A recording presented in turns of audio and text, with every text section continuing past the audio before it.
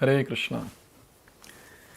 So we are starting the last chapter of Bhagavad Gita, the 18th chapter, which is titled as The Conclusion, the Perfection of Renunciation. Now what is the link of 18th chapter, which is the last chapter, the conclusion, with all the other 17 chapters which we have seen till now? Actually speaking, Lord Krishna has given all his instructions now in 17 chapters. In 18th chapter, he is summarizing all of that. So 18th chapter is again very, very important chapter. Everything is covered in this chapter. Karma Yoga we will see. Jnana Yoga we will see. We'll also see Bhakti Yoga or devotional service. And we'll also see how Krishna establishes Bhakti Yoga as the topmost yoga system. Here the chapter begins with the question from Arjuna. Let's see that now. Śloka number 1, chapter number 18. Arjuna Vacha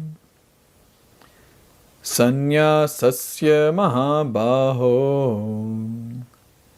Tattvam Ichhami Veditum Tyagasya cha Rishikesha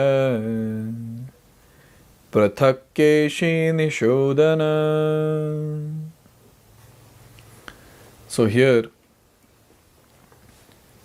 Arjuna is asking question and he's addressing Krishna in multiple ways. He is saying, O Mahabaho, O mighty armed one, Tattvam Ichhami Veditum Prithak. Oh Lord, I wish to understand the purpose of what? First, Tyagasya, of renunciation. And second, Sanyasasya, and of the renounced order of life, that is Sanyas. And again he is using two words here, Rishikesha and Keshi Nishodhana. Rishikesha means the controller of senses. Rishik, Isha. Rishik means senses, Isha means controller. Rishikesha. And Keshi Nishodhana. So Keshi is a demon and Nishodhana means killer of Keshi. So here Arjuna has a question that, oh Krishna, what is the difference between this Tyaga and Sannyasa? Is there any difference? If no difference, then please tell me that what are these different words then? So in this way Arjuna is asking a very important question. And Krishna is going to elaborate on this question in the future verses. Now let's try to understand why these two words are used, Rishikesha and Keshi Nishodhana. Now here, Rishikesha is Krishna himself, who is the master of all senses. And what does this master of all senses do? Who can always help us attain mental serenity. Arjuna requests Krishna to summarize everything in such a way that he can remain equipoised. See, Arjuna has this thing in the mind that the doubt is triggered by whom? By Krishna.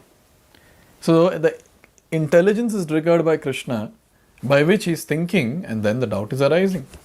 So he is saying, oh Rishikesha, oh Krishna, you are triggering. You are the controller of senses. And you are the one who can give mental serenity. So please help me to become equipoised. So here he is using Rishikesha. Now there's another word called Keshi Nishodhana. Very nice understanding is given here. Yet Arjuna has some doubts, and doubts are always compared to demons. So any doubt that we get is like a demon. He therefore addresses Krishna as Keshi Nishodhana. Keshi was most formidable demon who was killed by the Lord, and now Arjuna is expecting Krishna to kill the demon of doubt. So Keshi was one of really good demons, who came to Vrindavan. And Krishna killed him just like that. So here Arjuna is saying, oh Krishna, these doubts which I have is like the Keshi demon. Please kill. Oh Keshi Nishodhana, please kill this demon also.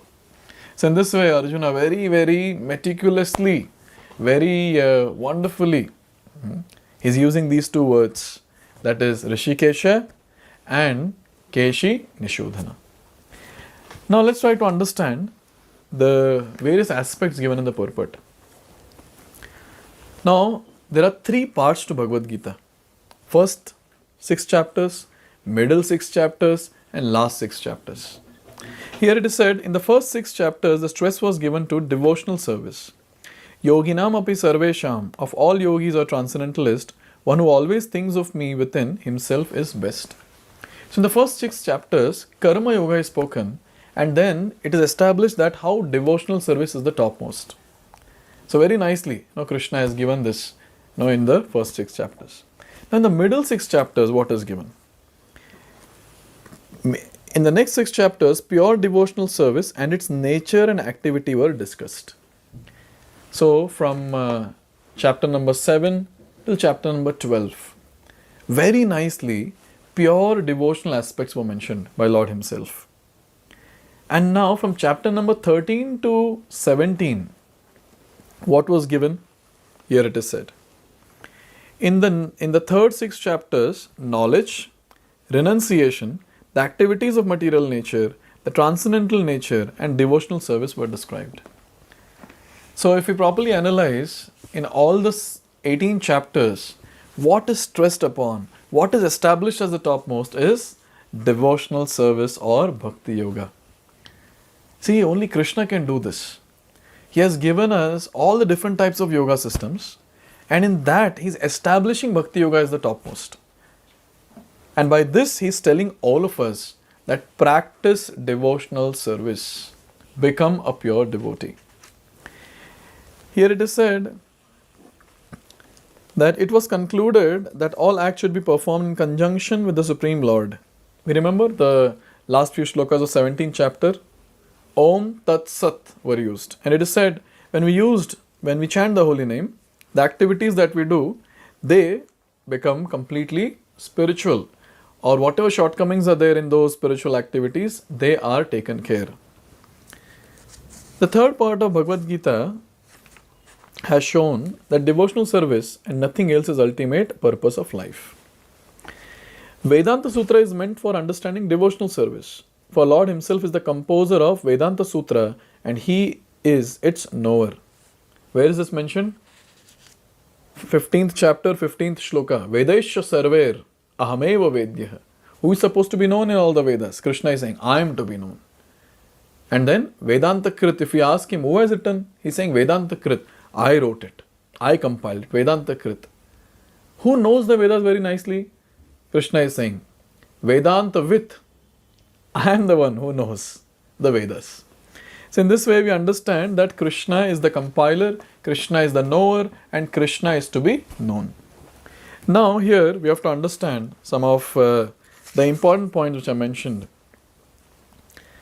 The purpose of life is indicated to be renunciation and attainment of transcendental position above the 3 modes of material nature. Arjuna wants to clarify 2 distinct subject matters of Bhagavad Gita, namely renunciation, tyaga, and the renounced order of life, sannyasa.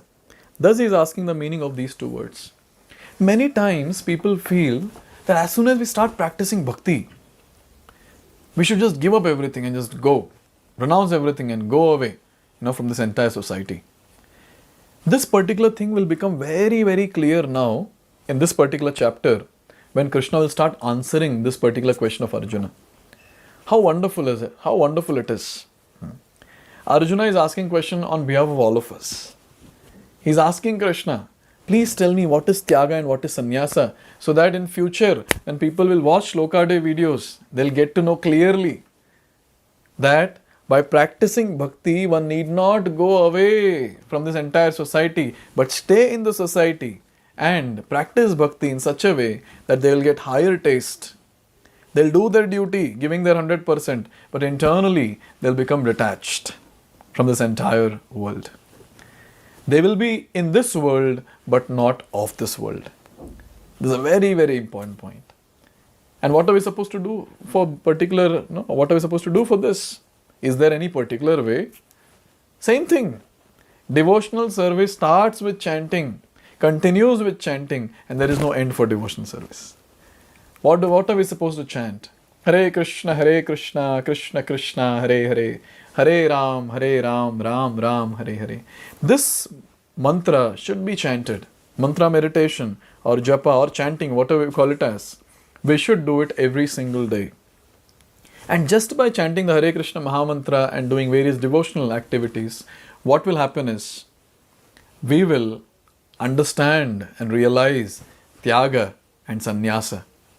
And in the future verses, we will see that how one should do the work and be detached from the results of the work, and that is given more importance than giving up that particular activity.